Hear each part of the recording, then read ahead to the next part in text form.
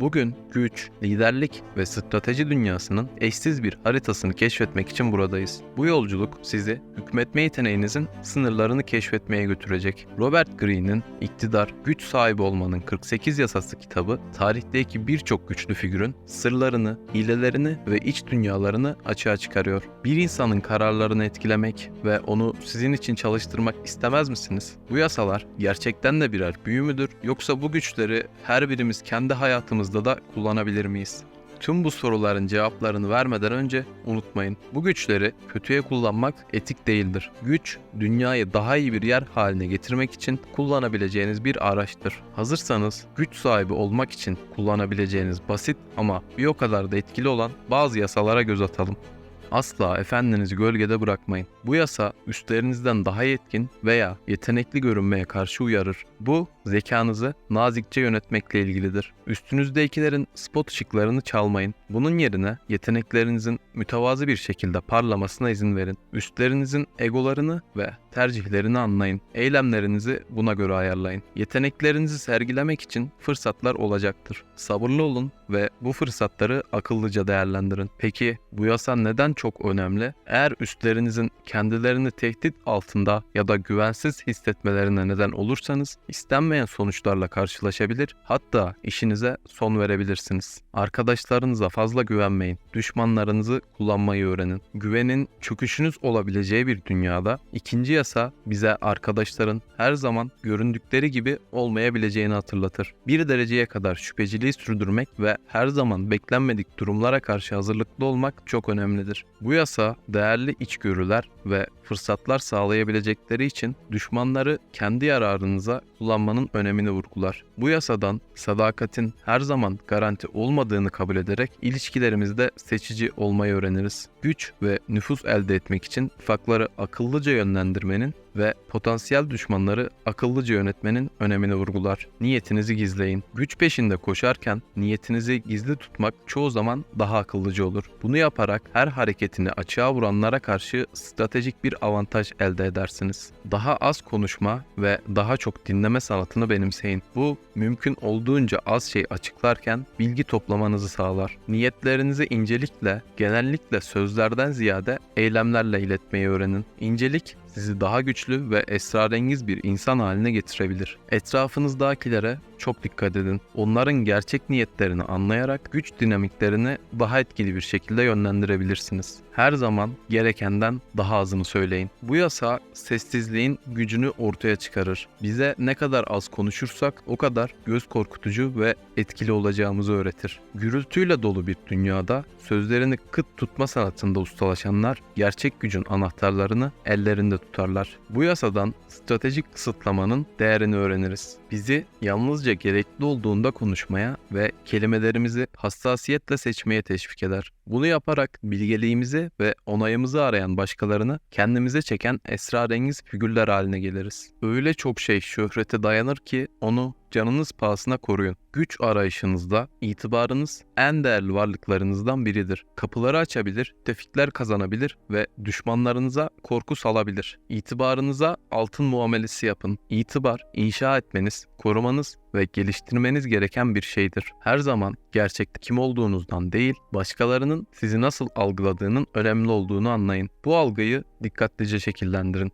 Skandallar nedeniyle itibarları yerle bir olan tarihi şahsiyetlerden ders alın. Unutmayın, itibarınız kırılgandır ve özenle korunmalıdır. Ne pahasına olursa olsun dikkat çekin. Bu yasa etrafınızdakilerin dikkatini ve merakını cezbetme sanatını inceler. Bize kalabalığın içinde nasıl öne çıkacağımızı ve insanların doğal olarak bize yönelmesini nasıl sağlayacağımızı öğretir. Bu yasadan gizemin gücünü öğreniyoruz. Kendimizi bir gizem havasına büründürerek entrika için mıknatıs haline geliriz. Çok fazla şeyi inşa etmenin zararlı olabileceğini ve bazı şeyleri gizli tutmanın bir güç kaynağı olabileceğini unutmayın. İşi başkalarına yaptırın ama övgüleri siz toplayın. Güç peşinde koşarken başkalarının sizin adınıza çalışmasına izin vererek perde arkasından işleri yönetmek genellikle daha avantajlıdır. Yine de övgüyü aldığınızdan emin olmalısınız. Yetkili olmanın gücünü anlayın. Başkalarının sizin için çalışmasına izin vererek zamanınızı ve enerjinizi stratejik düşünmeye ayırırsınız. Başarılarınız için övgü övgü almak çok önemlidir. Bu imajınızı ve gücünüzü arttırırken başkalarını da sizin için çalışmaya devam etmelerini sağlar. Generallerden siyasi liderlere kadar bu sanatta ustalaşmış tarihin büyük adamlarını inceleyin ve onlardan öğrenin. İnsanların size gelmesini sağlayın. Gerekirse yem kullanın. Bu yasa başkalarını amacınıza çekme, onların isteyerek etki ağınıza girmelerini sağlama sanatını inceler. Bu yasadan insanların bize yönelmesini sağlayacak ince taktikleri öğreniriz. Her şey mıknatıs olmakla ilgilidir. Diğer insanların size gelmelerini sağladığınızda birdenbire durumu kontrol eden kişi haline gelirsiniz ve kontrol sahibi olan güç sahibidir. Eylemlerinizle kazanın, asla tartışmayla değil. Güç arayışında eylemleriniz kelimelerden daha yüksek sesle konuşur. İnsanları kazanmanın en etkili yolu tartışmalar değil, eylemlerinizdir. Eylemleriniz etrafınızdakiler için standartları belirler. Başkalarının takip etmesini istediğiniz rol model olun. Tartışma ve yargılama tuzaklarından kaçının. Bunun yerine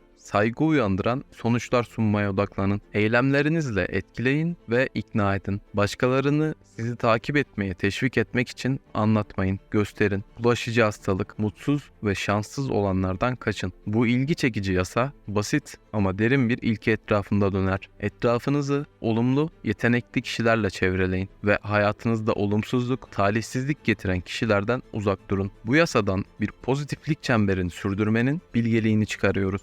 Çevrenizin kendi talihinizi önemli ölçüde etkilediğinin farkında olun. Mutsuz ve şanssız olanlardan kaçınarak kendi başarı yolculuğunuzu güvence altına alabilirsiniz. Kurduğumuz ilişkilerin ilerlememizi hızlandırabileceği ya da engelleyebileceği bir dünyada yaşıyoruz.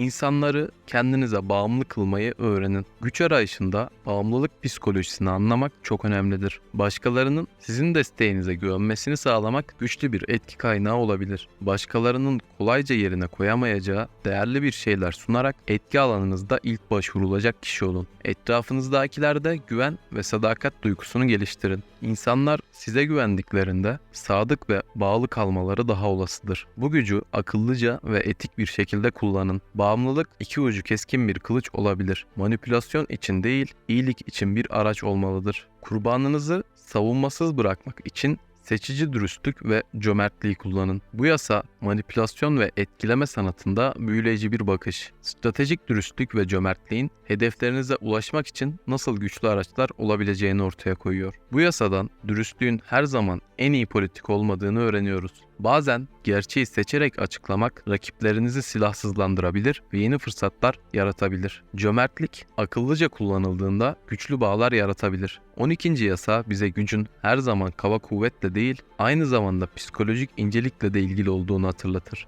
Dürüstlük ve aldatma arasındaki dengede ustalaşmak size güçlü bir üstünlük sağlayabilir. Yardım istediğinizde insanların çıkarlarına hitap edin. Merhamet ya da minnettarlıklarına değil. Güç arayışınızda nasıl yardım isteyeceğinizi bilmek çok önemlidir. Başkalarının kişisel çıkarlarına hitap etmek genellikle onların merhametine veya minnettarlığına güvenmekten çok daha etkilidir. İnsanlar öncelikle kişisel çıkarları doğrultusunda hareket ederler. Kazanmak istedikleri şeye hitap edin ve yardım alma şansınız daha yüksek olsun. Başkalarının kişisel çıkarlarını kabul edin ve onlara arzu ettikleri övgü ve takdiri verin. Bu iyi niyete ve gelecekte işbirliğine teşvik eder. Her iki tarafın da fayda sağladığı kazan durumları arayın. Bu yaklaşım uzun vadede daha fazla yardım almanıza olanak tanır. Bir dost gibi görünün, casus gibi çalışın. Bu yasada ustalaşmak, casus gibi çalışırken bir arkadaş gibi görünerek değerli bilgiler toplamanıza ve rekabet avantajı elde etmenize olanak tanır. Bilgi ve fırsatlara erişim sağlamak için başkalarıyla güven tesis edin. Başkalarının ortaya çıkarmayacağı gizli gerçekleri gözlemlemek ve öğrenmek için dostane yüzünüzü kullanın. Topladığınız bilgileri özenle kullanın ve yalnızca çıkarlarınıza hizmet ettiğinde açıklayın.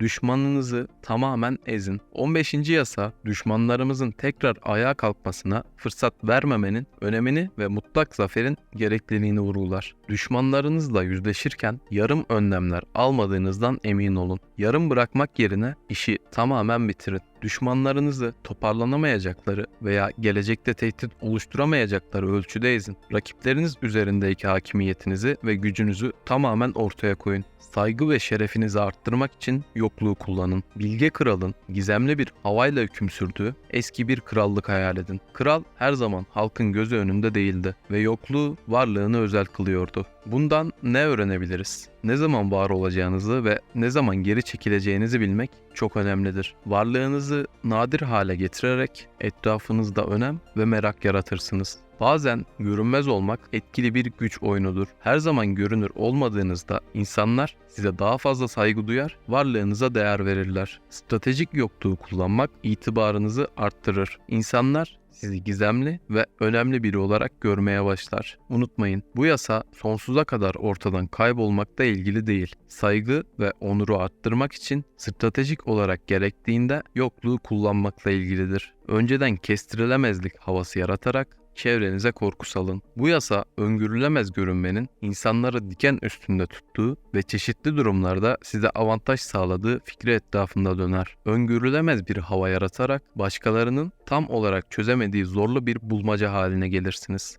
Bu da sizi ilgi çekici ve elde edilmesi zor bir kişi yapar. İnsanlar tahmin edemedikleri kişilerin yanında temkinli olurlar ve genellikle gücü öngörülemeyen kişiye devrederler. Bu yasayı imajınızı yönetmek için kullanın. Başkalarının sizi nasıl algıladığını kontrol etmek ve doğru yargılar oluşturmalarını engellemek için öngörülemezlikten yararlanın. Korunma için kaleler yapmayın. Kendinizi toplumdan ayırmak tehlikelidir. Bu yasa izolasyonun tehlikelerini, bağlantılarını ve ağları sürdürmenin önemini vurgulamaktadır. Kendinizi başkalarından soyutlamak sizi savunmasız hale getirebilir. Önemli bilgi ve fırsatları kaçırabilirsiniz. İlişkiler ve ağlar kurmak, gerektiğinde destek ve kaynak sağlayarak gücünüzü ve etkinizi arttırabilir. Değişen bir dünyada izolasyon eskimeye yol açabilir. Bağlantıda kalmak, değişikliklerden haberdar olmanızı ve gerektiğinde uyum sağlayabilmenizi sağlar. Unutmayın, izolasyon sizin düşüşünüz olabilirken bağlantılar en büyük varlığınız olabilir. Kiminle dans ettiğinizi iyi bilin. Asla yanlış kişilerin ayağına basmayın. Güç dünyasında herkes göründüğü gibi değildir. Bu yasa düşmanlarınızı ve müttefiklerinizi yakından tanımanın önemini vurgular. Çünkü yanlış kişiye saldırmak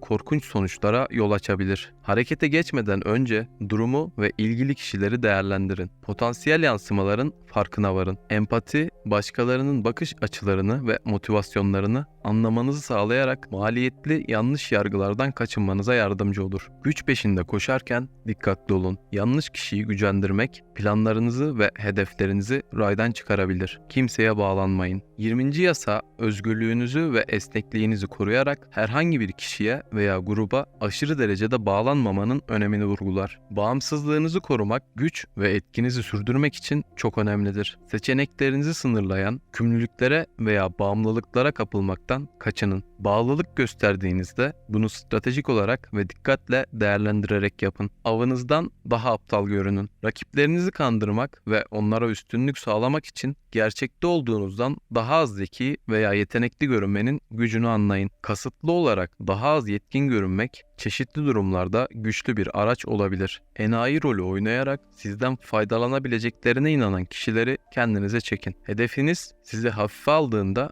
durumun kontrolünü ele geçirebilir ve üstünlük sağlayabilirsiniz. Teslim olma taktiğini kullanın. Zayıflığı güce dönüştürün. 22. yasa bize teslim olmuş ya da boyun eğmiş gibi görünmenin üstünlüğü ele geçirmek ve algılanan savunmasızlığınızı güçlü bir konuma dönüştürmek için kullanabileceğinizi öğretir. Fırsat yaratmak için ne zaman stratejik olarak daha zayıf veya daha uyumlu görüneceğinizi bilin. Başkalarının zayıflıklarınızı nasıl algıladığını manipüle etme becerisi çeşitli senaryolarda güçlü bir araç olabilir. Teslim olma taktiğini anlayarak ve kullanarak etkileşimlerin gidişatını kendi yararınıza olacak şekilde değiştirebilirsiniz. Güçlerinizi yoğunlaştırın. Bu yasa bize tek bir konuya odaklanma sanatını öğretir. Çabalarımızı ve kaynaklarımızı çok fazla dağıtmak yerine güçlü ve avantajlı olduğumuz alanlara yönlendirmek daha yararlıdır. Odaklanmanın gücü en güçlü yeteneklerinize öncelik vermenizde yatar ve daha azıyla daha fazlasını başarmanızı sağlar. Tek bir işe yoğunlaşma enerjilerinizin güçlü ve etkili kalmasını sağlar. Uzun vadeli başarının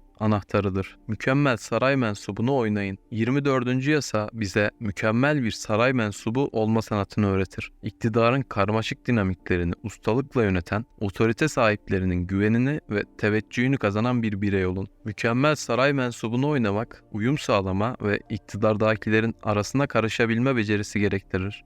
Bu yasa doğrudan yüzleşmekten kaçınarak etkileşimlerinizde incelik ve zarafetin önemine vurgular. Becerikli dal kavukluk ve diplomasi, saray mensubunun cephaneliğindeki en güçlü araçlardır. Gücün 48 yasası yolculuğumuzun bu bölümünü kapatırken Robert Greene'in dediği gibi gelecek daha fazla beceri öğrenen ve bunları yaratıcı yollarla birleştirenlere aittir. Bu videoyu izlediğiniz için teşekkürler. Lütfen beğenmeyi, paylaşmayı ve abone olmayı unutmayın. Bu yasaları güç ve zarafet için kullanmanız dileğiyle. Hoşça kalın.